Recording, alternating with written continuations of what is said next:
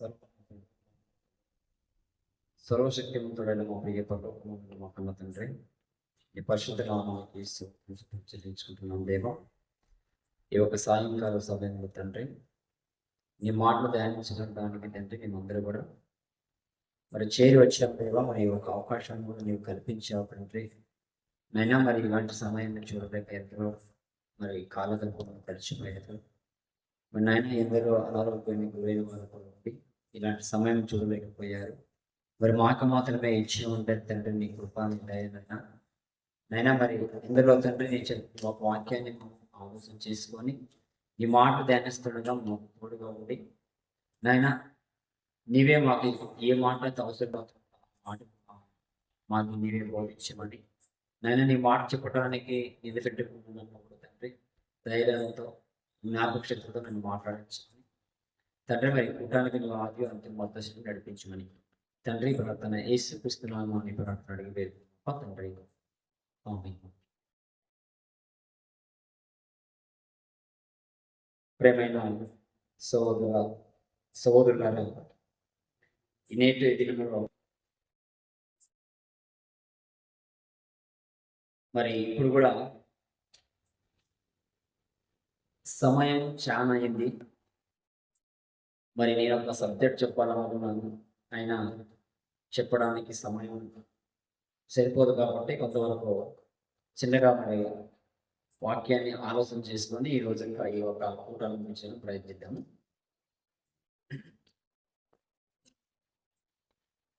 ఈరోజు మరి ఈ యొక్క నూతన వర్షంలోన ఈ ఒక మొదటగా సహోదరుల సామర్థ్య ఈరోజు పాఠము సాయంకాలపు వాక్యపు ధ్యానాలను పెట్టుకున్నాం. అయితే ఈ ఒక సాయంకాలపు వాక్యపు ధ్యానములోన మరి ఈరోజు నూతన వర్షములోన ఈ ఒక మొట్టమొదటిగా సహోదర సాహస కూడికలో ఈరోజు కూడా వాక్యాన్ని కొంతవరకు మనం ఆలోచన చేసుకున్నాం. మరి మనకి ఈరోజు మనకి సందర్భం ఏమిటంటే నూతన వర్షం అని మనకి ఈ సందర్భం ఉంది.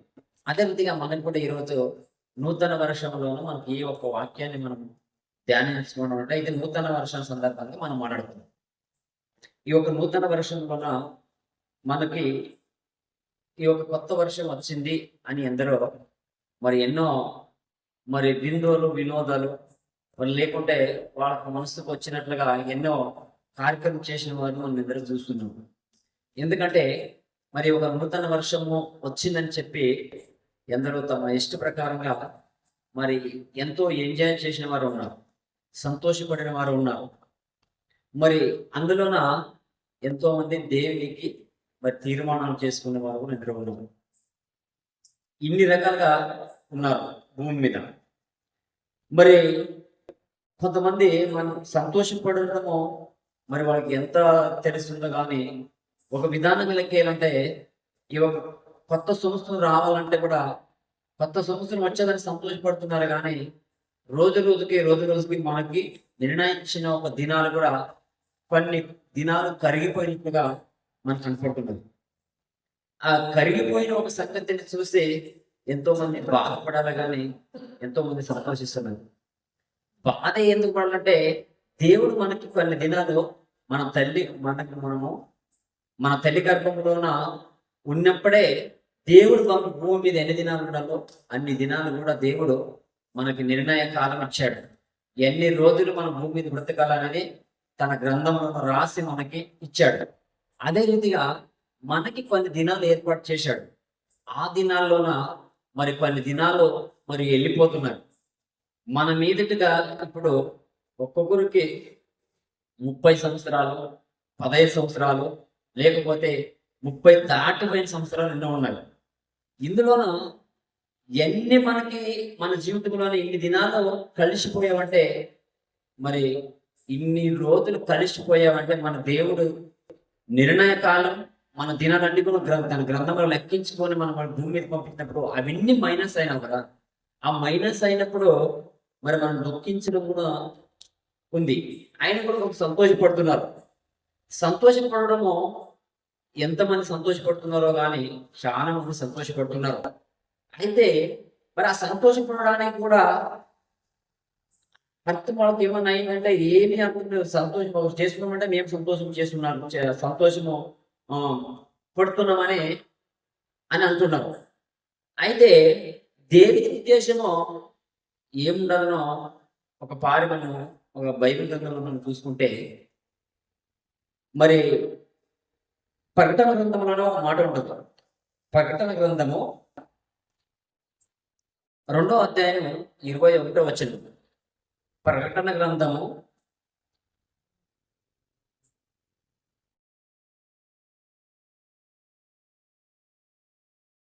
2వ అధ్యాయం 21వ వచనం. అదేనా? మారు మనసు పొందుటకు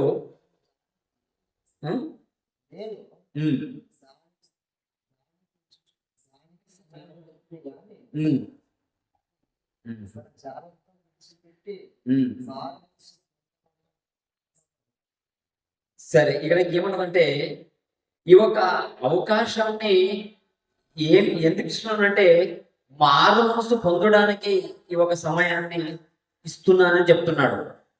ఈరోజు మారు మనసు పొందడానికి ఈ ఒక సమయం ఏర్పడింది. ఈ ఒక సమయము మనకి జీవితంలో మళ్ళీ కనిపిస్తున్నదంటే దేవుడు మనకి నాలోన మార్పు వస్తున్నదేమని మనకి ఆయుష్కాలం ఇస్తున్నాడు. ఈ యొక్క ఆయుష్కాలాన్ని ఎంత నిర్లక్ష్యంగా చేస్తున్నారంటే ఇంత దేవుడి ఉద్దేశమే వేరే. ఆ ఒక ఉద్దేశం ఏమిటంటే ఈ రోజున నా కుమారుడు మారుతున్నాడేమో, ఈ రోజున నా కుమారుడు మారుతున్నాడేమో అని చెప్పి మరి ఆయుష్కాలం ఇస్తున్నాడు. అయితే ఆ ఆయుష్కాలం ఇస్తే కూడా ఏం చేస్తారంటే ఒక స్వంత ఆలోచనానికి, స్వంత ఒక ఏమో ఇష్టమైన పనులకి ఒక సమయం ఇస్తున్నారు. ఒక కాలం ఒక కాలం నూతన వర్షం వచ్చిందంటే మరి ఒక కొత్తగా ఒక చెడ్డ క్రియ చేయడానికి ప్రయత్నిస్తున్నారు. ఒక చెడ్డ ఆలోచన చేయడానికే ఒక సమయం ఇస్తున్నారు. కానీ దేవుడు చెప్పిన మాట ఎవరు కూడా మనసులు పెట్టుకుని ఉండేది. దేవుడు చెప్పిన మాట ఏమిటంటే నేను మారు మనసు కోసమే నీకు ఆయుష్కాలం ఇస్తున్నాను అంటున్నాను అని చెప్పాడు. అయితే మరి దేవుడు ఒక్కడు కూడా నశించడానికి ఇష్టం లేదు. మనము భూమి మీద ఉంటున్న మనం అందరూ కూడా ఎవరు కూడా మరి నశించాలన్నది ఎప్పుడు కూడా దేవునికి ఇష్టం లేదు. దేవుడు ఎలాంటి వాడు అంటే దీర్ఘశాంత మనసు గలవాడు. 2 పేతురు పత్రిక 3వ అధ్యాయము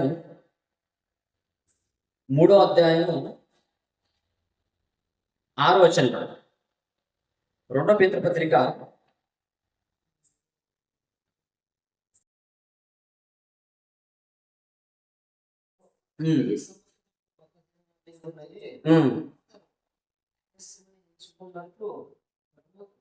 తన వాగ్దానం గురించి ఆలోచన చేయవాడు కాదు. తన వాగ్దానం గురించి ఆలోచన చేయవాడు కాదు. కానీ ఎవడు కూడా నశించడానికి ఇచ్చయించక మారు మనసు పొందువలననే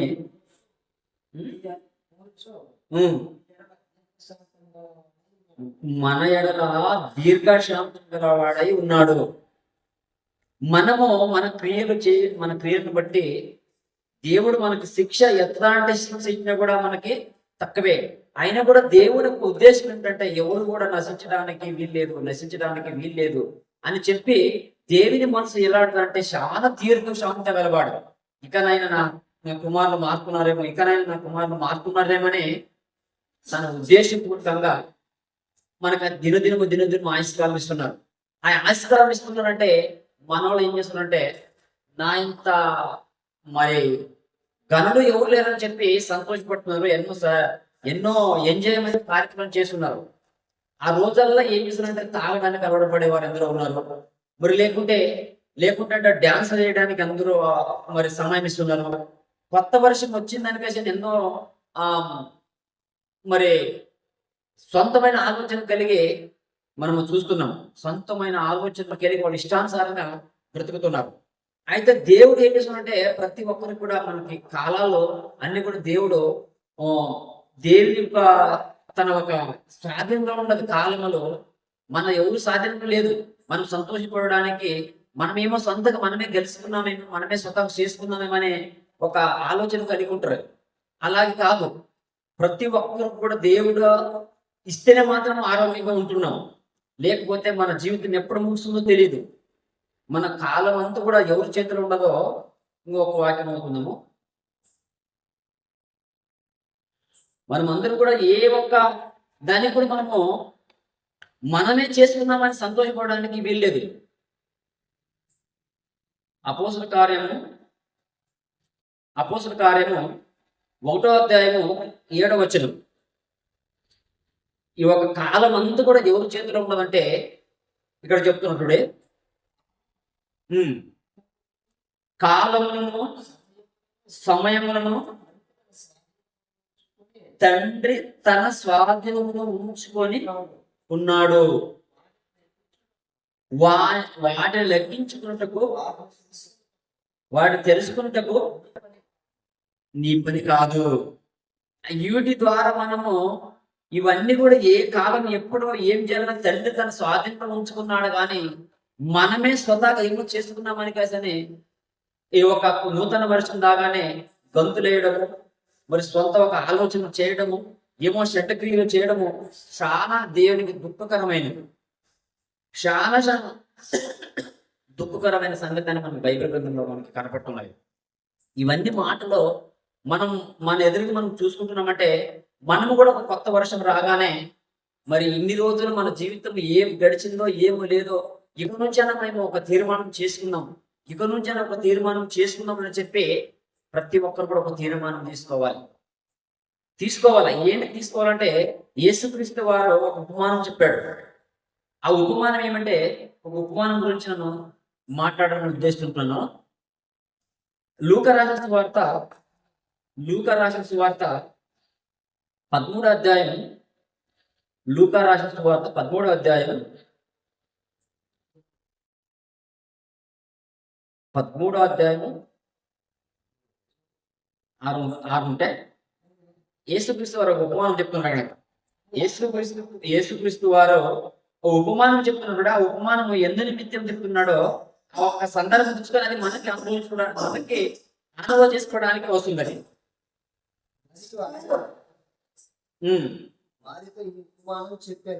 మరియు ఆయన వారితో ఈ ఉపమానం చెప్పాను. ఏ ఉపమానం?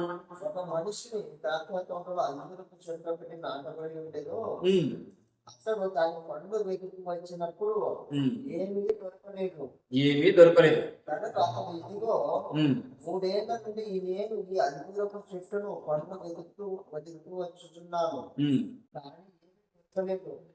దీన్ని నరికి వేసి దీని వలన భూమి ఎలా వ్యర్థంగా వాళ్ళని ద్రాక్ష మాలిక చెప్పాను. ఇంతవరకు మళ్ళీ ఇక్కడ ఏమనంటే యేసుప్రభు గారు ఒక ఉపమానం అక్కడ ఉన్న వాళ్ళకి చెప్తున్నాడు. ఆ ఉపమానం ఏమంటే, ఒక మనిషి ద్రాక్ష తోటలో అంజూరపు చెట్టు ఒకటి నాటించుండెను. అతడు దాన్ని పండు వెతుకు వచ్చినప్పుడు ఏమీ దొరకలేదు. ఆయన పండ్లు ఎత్తడానికి నాటించిన ఆయన వచ్చి ఆ ఒక తోటలో అంజూరపు ఆ ఒక ద్రాక్ష తోటలో అంజూరపు చెట్టు, ద్రాక్ష తోటలోనే అంజూరపు చెట్టు వేసినప్పుడు అంజూరపు చెట్టులోనే ఒక అంజూరపు పండు కాయాలి కదా. మరి ఆ ఒక అంజూరపు చెట్టుకి పండులు కాయలు ఉంటేనే మాత్రం అక్కడ తోట యజమానుడు మరి సంతోషపడే అవకాశం ఉండదు. అందులోన ఆయన తోట యజమాని ఎదగడానికి వచ్చినప్పుడు అందులో దొరికినప్పుడు ఆ చెట్టు గురించి ఎంత బాధపడుతున్నాడో చూడండి, ఎంత బాధపడుతున్నాడో. ఏమీ దొరకలేదు కనుక అతడు ఇదిగో 3 ఏళ్ల నుండి నేను ఈ అంజూరపు చెట్టును పండ్లు వెతుకుచున్నాను, కానీ ఏమీ దొరకలేదు. ఏమీ దొరకనప్పుడు ముందు ఏం చెప్తున్నాడు? ఏమీ దొరకలేదు. దీని వలన ఈ భూమి ఎలాగా వ్యర్థమైనని ద్రాక్ష తోట మానితో చెప్పాను. అయితే వాడు అయ్యా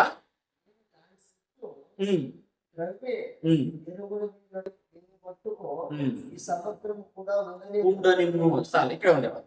ఇక్కడంతా ఈ సందర్భం ఏమిటంటే యేసు ప్రభు ఉపమానం చెప్తున్నప్పుడు ఏమనంటే ఒక తోట మాలి అంటే తండ్రి అనే దేవుడు.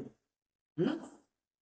ఆ ఆ ఒక ఆ తోట యజమాని ఒక యజమాని అంటే ఒక యజమాని అనగానే తండ్రి అనే దేవుడు. అందులో ఉన్న తోటమాలి అంటున్నాడు. తోటమాలి అంటున్నప్పుడు ఆయన తోటమాలి అనే ఆయన యేసుక్రీస్తు. మరి తోటమాలి ఆయన తండ్రిని దేవుడు ఆ ఒక చెట్టును నరికేయమన్నప్పుడు ఆ ఒక యజమాని అనే ఆయన తండ్రిని దేవుని ఒక స్థానంలోన అక్కడున్న తోటమాలి ఈ వర్షం కూడా ఉండనిమ్ము అనే ఆయన ఒక అందులో పనిచేసేవాడు. ఆ యేసుక్రీస్తు స్థానంలో ఉండి యేసుక్రీస్తు ఆ స్థానంలో ఉన్నట్ల ఈ ఉపమాన సంగతి. ఈ ఉపమానము ఒక తండ్రిని దేవుడు అప్పట్లో యేసుక్రీస్తు ఈ ఇద్దరి మధ్యలోన ఒక తోట, ఆ తోటలోన ఆ తోట అనగానే మనం అక్కడ యజమాని అనగానే తండ్రిని దేవుడు. మరి ఈ వర్షం ఉండనిమ్ము అనేది మరి ఒక తోటమాలి అయిన యేసుక్రీస్తు. ఈ వర్షం కూడా ఉండనిమ్ము అనే ఒక అంజూరపు చెట్టు ఉపమానం ఎందుకు చెప్తున్నాడంటే మనవలను ఉద్దేశించి ఈ వర్షం కూడా ఉండనిమ్ము. 3 ఏళ్ళ నుండి కొండకు ఎదుగుతున్నాను. ఈ ఒక అంజూరపు చెట్టులోన ఏ ఒక పొలము కూడా దొరకట్లేదు, దీన్ని నొరికేయమని చెప్తున్నాడు. ఎవరికి?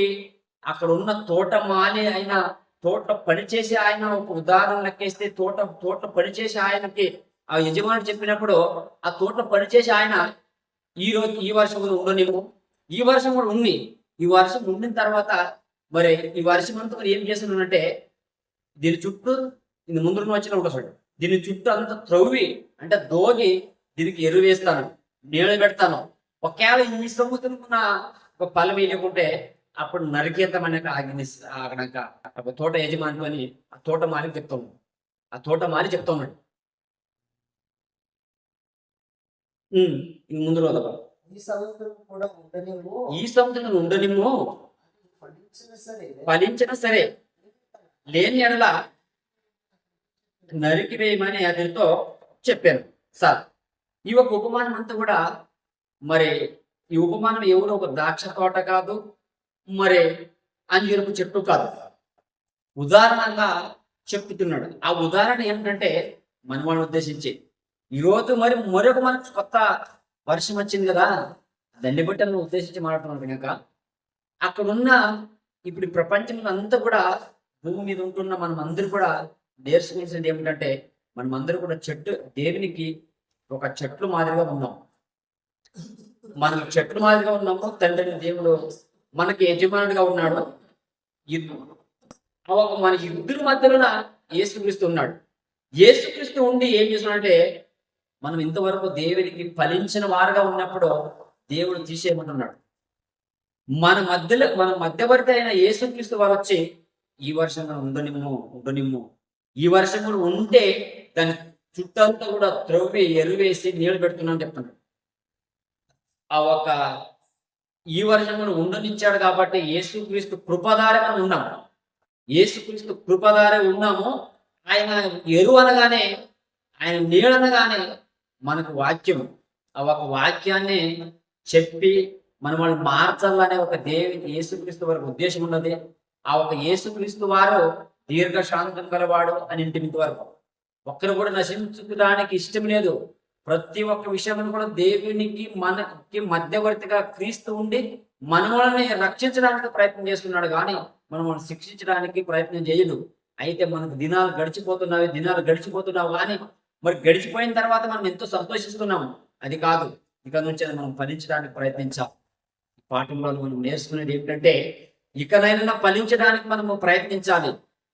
ఇన్ని రోజులు మనం చేసిన క్రియలన్నీ కూడా మరి విడిచిపెట్టి తండ్రి దేవుని పట్ల మన యేసుక్రీస్తు రక్షకుని ద్వారా మన తప్పులన్నీ ఒప్పుకొని ఇక నుంచన్నా దేవుని కోసం ఫలించడానికి ప్రయత్నించాలా. ఫలించడానికి ప్రయత్నిస్తే మరి మనం కూడా దేవుడున్న లోకానికి వెళ్ళే అవకాశం ఉంది. లేకపోతే మనల్ని కూడా నరికేసే విషయంలోనూ మనం తీసేసే విషయంలోన దేవునికి ఏమాత్రమో క్షణమాత్రమో పట్టదు.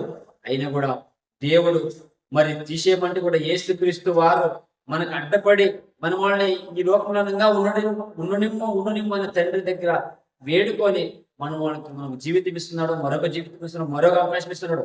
ఈ వర్షం కూడా ఉండనిమ్ము అంటున్నాడంటే ఈ రోజు కూడా మనం ఉండడానికి దేవుడు పెట్టిన భిక్ష.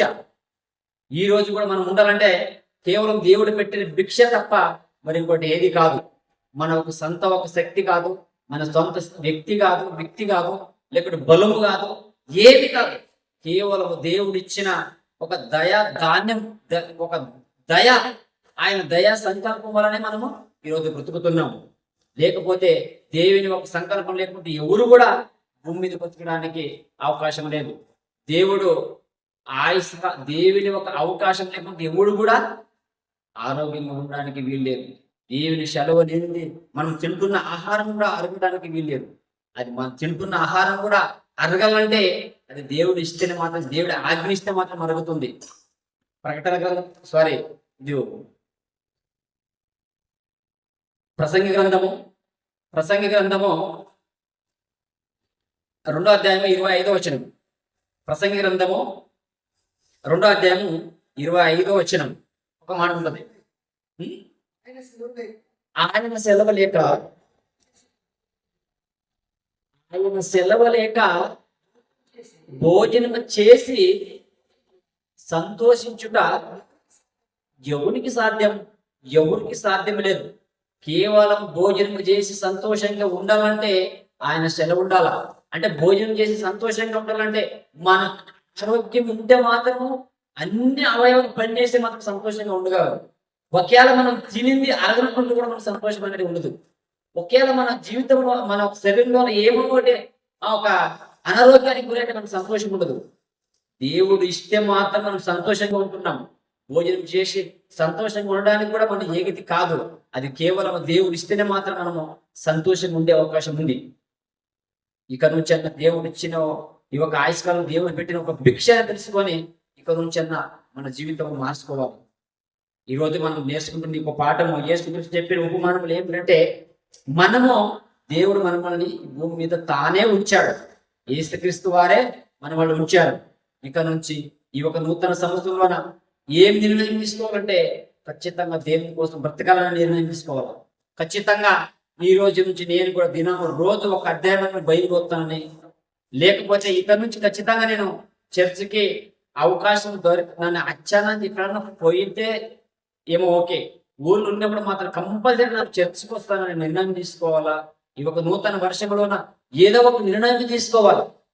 ఇక నుంచి ఇన్ని రోజులు నా ఒక చెడ్డ అలవాట్లు, తాగుడు అలవాటు విషయంలో కానీ, లేకపోతే తల్లిదండ్రుల విషయంలోన, మరి వినయత లేకున్న విషయంలో కానీ, లేకపోతే మన భార్య పట్ల ఐక్యత లేని విషయంలో కానీ, మన పిల్లల పట్ల కూడా ఐక్యత లేని విషయంలో కానీ, ప్రతి ఒక్క విషయంలో కూడా దేవునికి వ్యతిరేకకరమైన కానీ, కుటుంబానికి వ్యతిరేక విషయంలో కానీ ఏదైనా ఒక మన జీవితంలో ఉంటే ఇక నుంచి అవి విడిసి మనం ఏం చేయాలంట, మారు మనసు పొందాలంట.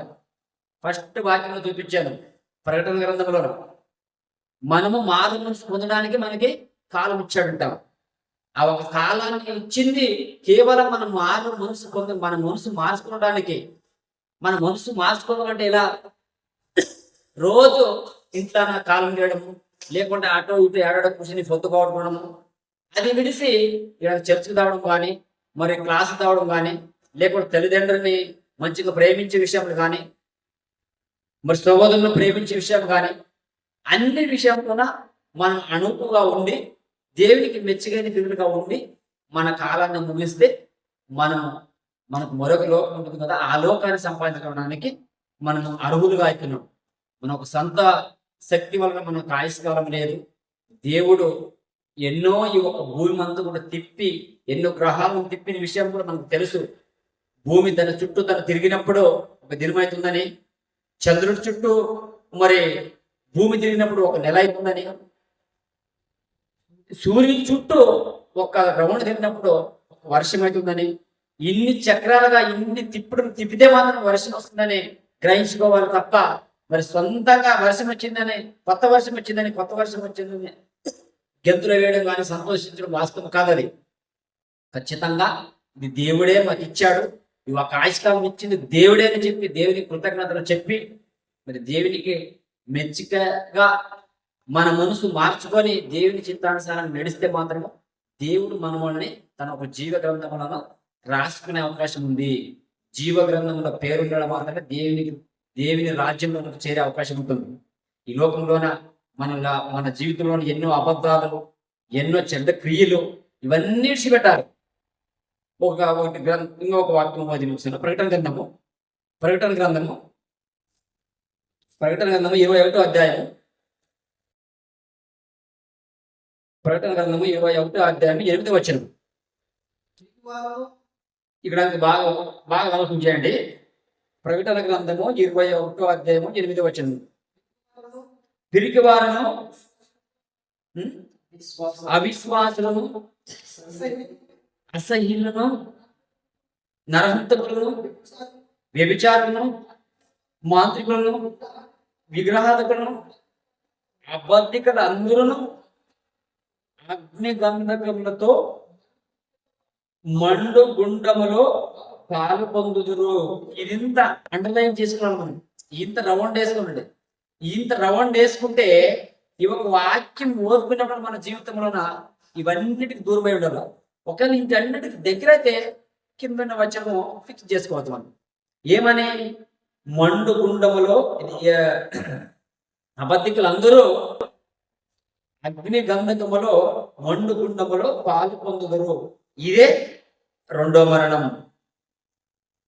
మనకి ఇవన్నీ కూడా దగ్గర చేసుకుంటే మనకి అగ్ని గుండములోన పాలు పొందుకున్నది మరి మనకు దొరుకుతుంది అని చెప్పాడు.